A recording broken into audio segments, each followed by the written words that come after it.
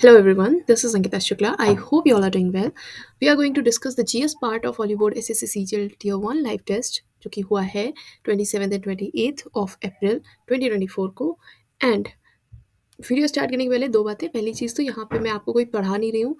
It is just that कि मैंने अपना मॉक दिया है जिसमें से मेरे जो भी क्वेश्चन गलत हुए या जो जो इन्फॉर्मेशन मुझे लगती है कि इन क्वेश्चन से निकाल लेनी चाहिए एनालिसिस के थ्रू, तो वो मैंने इन्फॉर्मेशन निकाली है एंड वो इन्फॉर्मेशन मैं आप लोगों को प्रोवाइड कर रही हूँ सो दैट आप में से अगर किसी के पास में एनालिसिस का टाइम ना हो, इतनी सर्च करने का टाइम ना हो, तो उसको डायरेक्ट डायरेक्ट चीज़ें मिल जाएँ।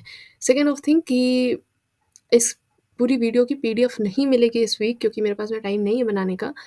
सो आप लोग यहीं वीडियो से ही देख लीजिएगा एंड जो इंपॉर्टेंट चीज़ें हों वो लिख लीजिएगा। तीसरी चीज़ कि इसमें बहुत सारी चीज़ें मैं एक्स्ट्रा बता दूँगी, तो सारी चीज़ें याद करने की ज़रूरत नहीं है, बस सुन लीजिएगा सो दैट आपके सबकॉन्शियस माइंड में वो चीज़ें फिट हो जाएँ और आपको अगर क्वेश्चन बाई चांस आ जाता है तो आप कर लें।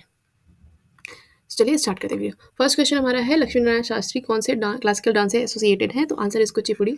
अगर हम चलिए हिंदी कर लेते हैं क्योंकि मैं हिंदी में ही करती हूँ, मेरी ऑडियंस में हिंदी मीडियम वाले बच्चे सबसे ज़्यादा हैं। सो कुचिपुड़ी से रिलेटेड है। और क्या चीज़ें हम इसके बारे में जान सकते हैं? कुचिपुड़ी से हमेशा एक नाम याद आता है, हमेशा सिद्धेंद्र योगी। ये कौन थे? इन्होंने इसको कुचिपुड़ी को थोड़ा ऑर्गेनाइज्ड वे में सामने लाए थे। अभी तक ये क्या था इससे पहले कि वो गाँवों में होता था अनऑर्गेनाइज्ड वे में, ये ऑर्गेनाइज्ड वे में लेके आए। इन्होंने एक और वो लिखा है, नाटक लिखा है भामा कल्पम। एंड कुचिपुड़ी को पुनर्जीवित किसने किया? तो पुनर्जीवित किया हमारा किसने बाला सरस्वती एंड रागिनी देवी।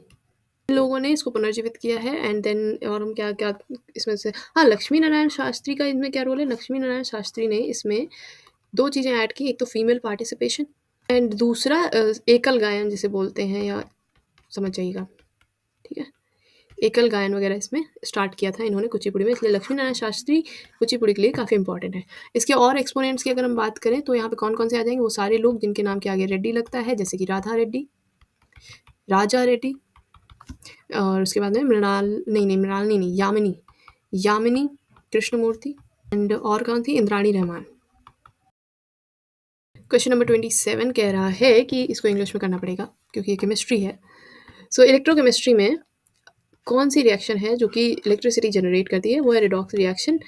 इसमें क्यों ऐसा होता है? क्योंकि ये ऑक्सीडेशन और रिडक्शन दोनों ही इसमें हो जाती हैं, इलेक्ट्रिसिटी जनरेट होती है। एंड अगर हम कॉम्बिनेशन रिएक्शन की बात करें तो जैसे कि नाम से फिक्स है, ए प्लस बी मिल के बनाएंगे ए बी। इसका एग्जाम्पल अगर हम लोग देखें तो आ जाएगा MgO, बड़ा क्लासिक एग्जांपल ले रही हूँ मैं, प्लस H2O, ये दोनों मिलकर बनाएंगे MgOH का होल ट्वाइस। अगर डिस्प्लेसमेंट रिएक्शन की बात करें तो दो टाइप की होती है, एक सिंगुलर एक डबल डिस्प्लेसमेंट रिएक्शन। अगर हम चलिए अच्छे वाले एग्जांपल्स बताते हैं मुझे, तो मान लीजिए ये दया है, ये जेठा एक साथ खड़े हुए हैं, बबीता जी आ गई, रिएक्शन हुई, दया ने सॉरी जेठा ने दया को अकेले छोड़ दिया और बबीता जी के साथ में जाके खड़े हो गए। सो जेठालाल ने यहाँ से अपने आप को डिस्प्लेस कर लिया, विस्थापन किया, सिर्फ एक लोग डिस्प्लेस हुए, इसलिए सिंगुलर डिस्प्लेसमेंट। अब दूसरा एग्जाम्पल हम लेंगे, भाभी जी हैं घर पे वाले, ये हस्बैंड उनकी वाइफ, दूसरे हस्बैंड उनकी उनकी वाइफ, तो डी हो जाएंगी ना, हम्म,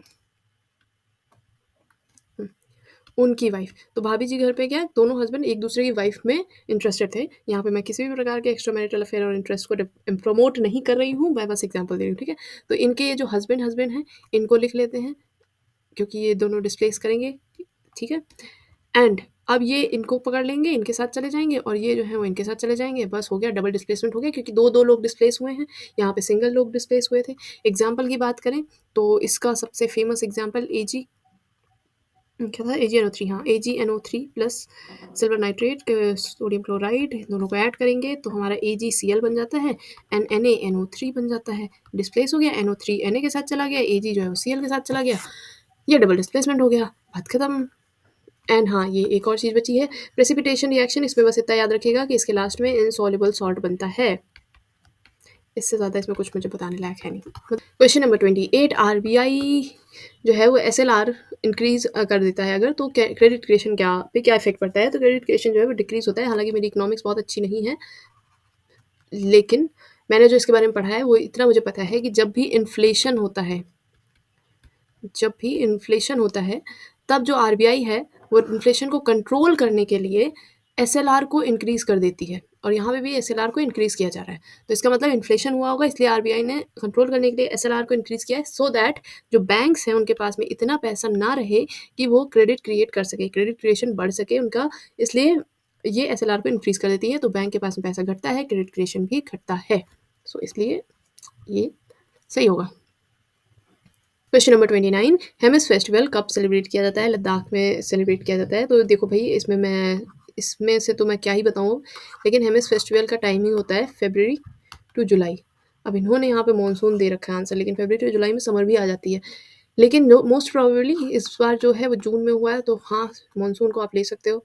सो सही आंसर इसमें मानसून इन लोगों ने बताया है। बाकी आप अपने हिसाब से देखिए, फरवरी टू जुलाई के बीच में ही होता है। Question number 30, how many cities in the US will host the FIFA world cup 2026? तो फीफा वर्ल्ड कप 2026 की बात करें तो ये 3 जगह पे हो रहा है। एक तो यूएस है, दूसरा कनाडा, तीसरा मेक्सिको। तीनों में हो रहा है। टोटल 16 सिटीज़ में होगा, लेकिन इसमें से सिर्फ 11 सिटीज़ यूएसए की होंगी। तो यूएसए से 11 सिटीज़ हैं, बाकी जो 5 सिटीज़ हैं वो इन दोनों जगहों से होंगी। एंड और क्या बता सकते हैं, 48 टीम्स इसमें पार्टिसिपेट कर रही हैं। एंड बस इतना बहुत है। ये क्वेश्चन बहुत बेसिक सा है, जीविका काफ़ी पुराना मुझे लग रहा है। तो ये एक स्टेट रूरल लाइवलीहुड मिशन है, ग्रामीण आजीविका मिशन, बिहार से है। और इसके बारे में और कुछ जानने की ज़रूरत नहीं है, यहाँ पे तो लिखा ही हुआ है आजीविका मिशन है। So that's it. इसमें मुझे बहुत ज़्यादा इंपॉर्टेंट कुछ लग नहीं रहा है। क्वेश्चन नंबर 32, ये इंपॉर्टेंट है कि कथकली परफॉर्मेंस होती है वो कहाँ से शुरुआत होती है? एक सेकेंड, इसको हिंदी में कर लेते हैं जरा सा। हाँ, कथकली नृत्य के प्रदर्शन की शुरुआत डैश से होती है, तो केली कोट्टू से होती है। पहली चीज़ तो इनमें से कोई भी और वर्ड कथकली से समझ में नहीं आ रहा था। कथकली होता कहाँ का है? केरल का है। और क्या हम कथकली के बारे में जान सकते हैं कि इसमें जो है डांस होता है वो रामायण और महाभारत की स्टोरीज पे बेस्ड होता है। ठीक है। एंड एक और चीज़ कथकली, इसमें एक क्वेश्चन अभी थोड़े दिन पहले आया था, इसी में दीपक के चारों ओर ये लोग डांस करते हैं। सारे डांसर्स जो होते हैं दीपक जलाते हैं देन डांस करते हैं। और ये वही वाला डांस है जिसमें फेस का कलर किया जाता है और बहुत ज़्यादा मेकअप एंड कॉस्ट्यूम पहनी जाती है। और ग्रीन कलर से फेस कलर किया जाता है। हालाँकि इनके फेस पे कई सारे कलर्स होते हैं, green, black, red, yellow. Yellow जो होता है वो संत और महिलाओं को मतलब प्रदर्शित करता है। रेड राजसी गौरव को प्रदर्शित करता है। ग्रीन कुलीनता को प्रदर्शित करता है। ब्लैक आई थिंक बुरी चीज़, बुराइयों को प्रतीक करता है, ऐसा कुछ है। सो इतना सब कुछ याद करने की ज़रूरत नहीं है, लेकिन हाँ, इतना याद होना चाहिए कथकली वही होता है जिसमें बहुत ज़्यादा फेस कलर वगैरह कर दिया जाता है पूरा। एंड ऑल्सो इसके बारे में क्या, हाँ, इससे रिलेटेड 2 नाम याद कर लीजिएगा, V N Menon and Mukund Raja. ये सारे एसएससी के लिए इंपॉर्टेंट शायद ना हो, लेकिन अब एसएससी तो कुछ भी पूछ देती है। ये भी तो कहाँ ही हम लोगों ने पढ़ा होगा कभी, लेकिन मैंने पढ़ा था। तो ये दोनों का क्यों याद रखना है, इन लोगों ने इसके पुनरुत्थान में रोल प्ले किया था, इसका पुनरुत्थान किया था। हाँ, ठीक है। एंड दीपक के चारों ओर करते हैं, ये सारी चीज़ें हो चुकी हैं। That's it. अच्छा, हम अगर यहाँ पे इसके एक्सपोनेंट्स की बात करें तो कुंजुक रूप, गोपीनाथ, कोट्टुकल शिवरमन, ये तो नाम से ही पता चल रहा है कथकली के ही होंगे, शिवरमन एंड रीता गांगुली। इतने मैं लिख रही हूँ क्योंकि मैंने जिस बुक से लिखा है उसमें ये रटे हुए हैं मैंने उससे। एंड बाकी भी होते हैं, वो आप ट्रिक से याद कर सकते हो कहीं ना कहीं से। एंड ये अला रिपू करें तो भरतनाट्यम का है वर्ड। अगर तोड़ायम करें तो ये भी भरतनाट्यम का है। जैसे कथकली के स्टार्टिंग में केली कोट्टू होता है, वैसे ही भरतनाट्यम के स्टार्टिंग में तोड़ायम होता है।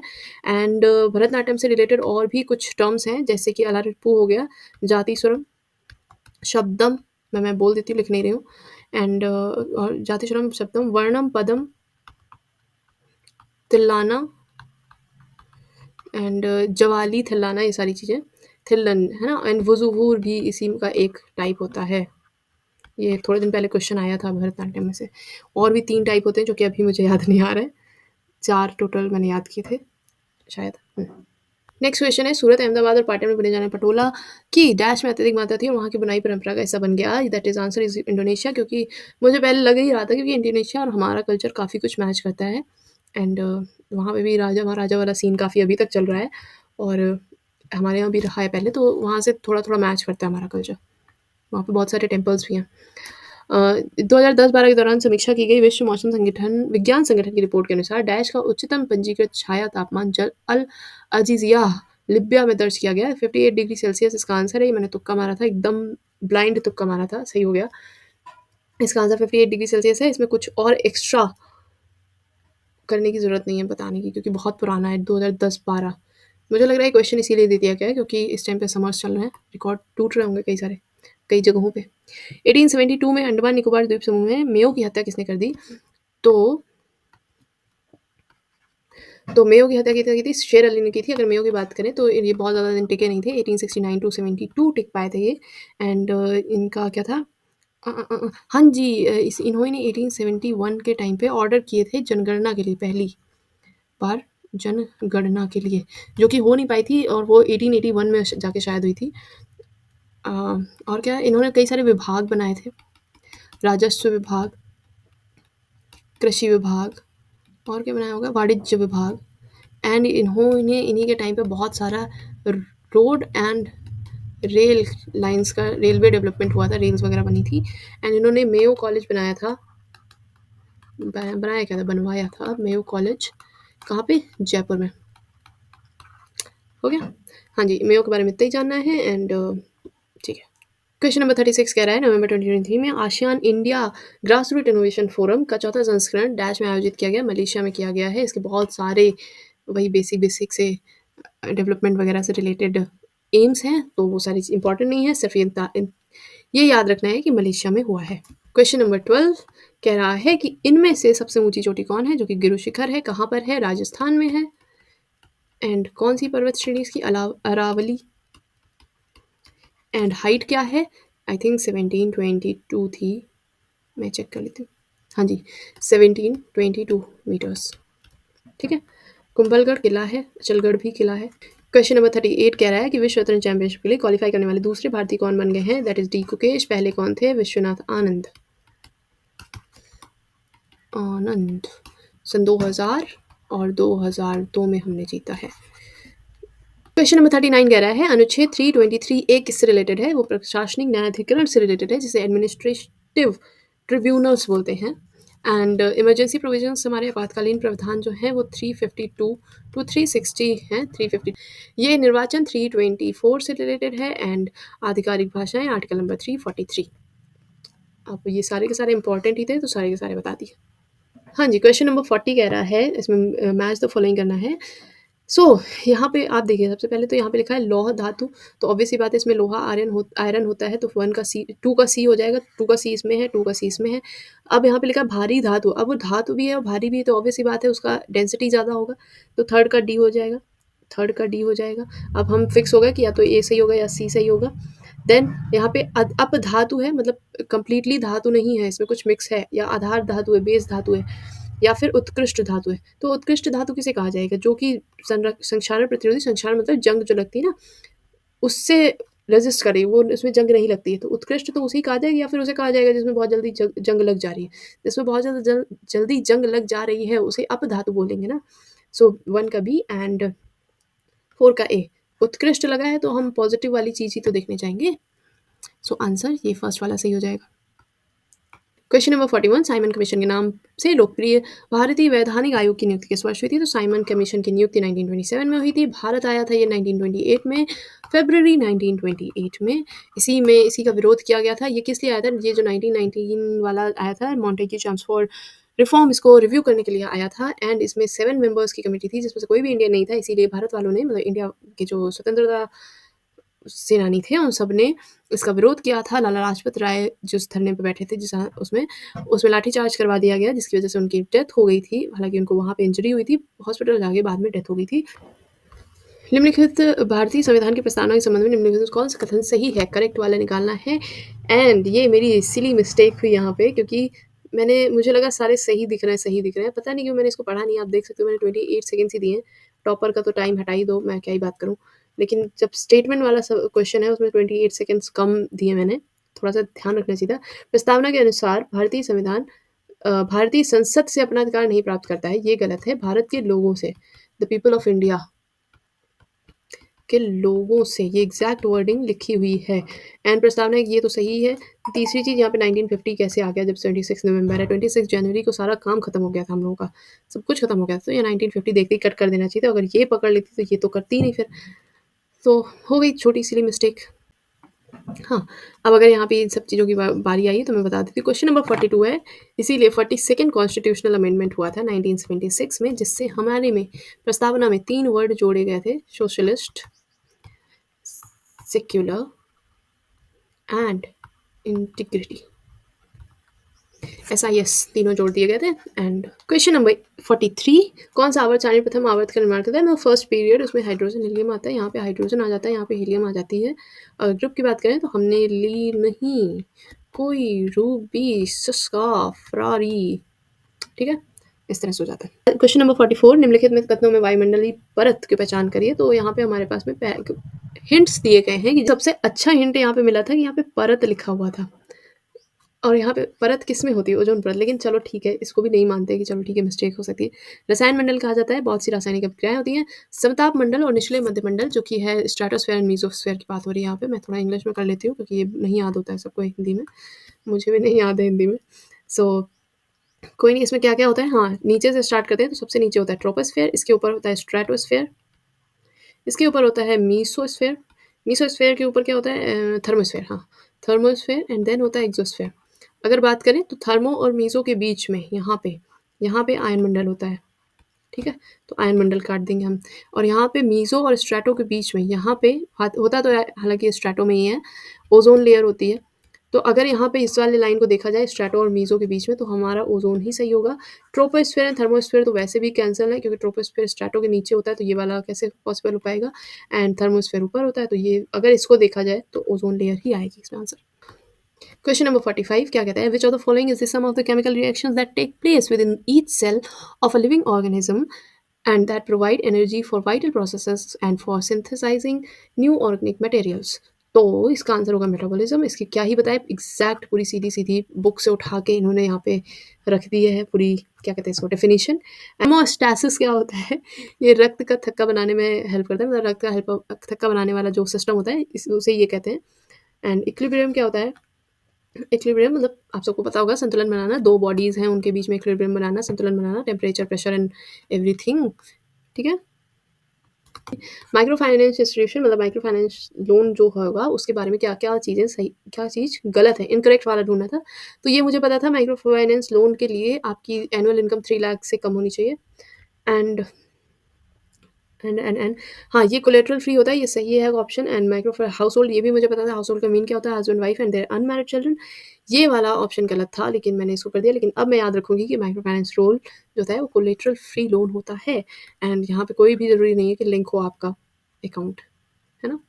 तो ये वाला ऑप्शन गलत हुआ है।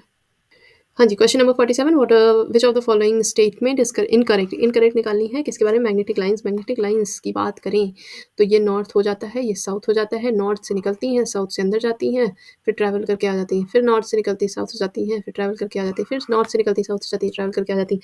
सो यहाँ पे क्या गया? Line of force never cross cross नहीं करती हैं कभी, हमेशा पैरेलल रहती हैं, तो ये सही है।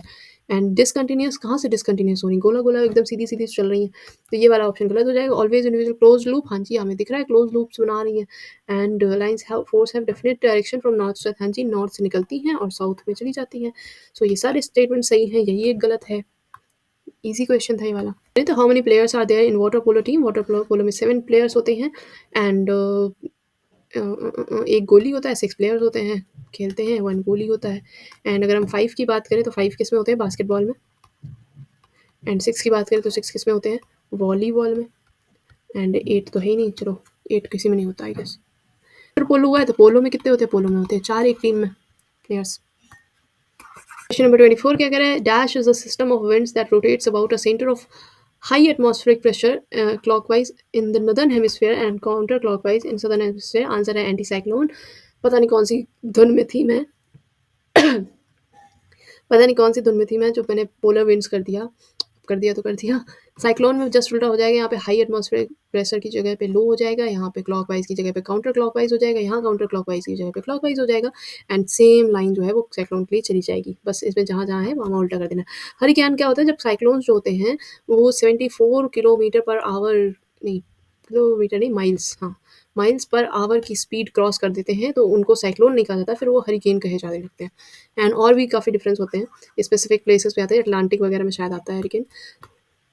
Then question number, last question हमारा, क्वेश्चन नंबर 25, डोला पूर्णिमा फेस्टिवल कहाँ मनाया जाता है? डोला पूर्णिमा मैंने पढ़ा, एंड मुझे ऐसा याद था कि ये पश्चिम बंगाल के साइड में होता है, हालांकि बंगाल रीजन आता है इसमें, लेकिन सिर्फ वहाँ नहीं होता, ये पूरा बहुत लंबा सा एरिया है, मैंने इसके बारे में सर्च किया।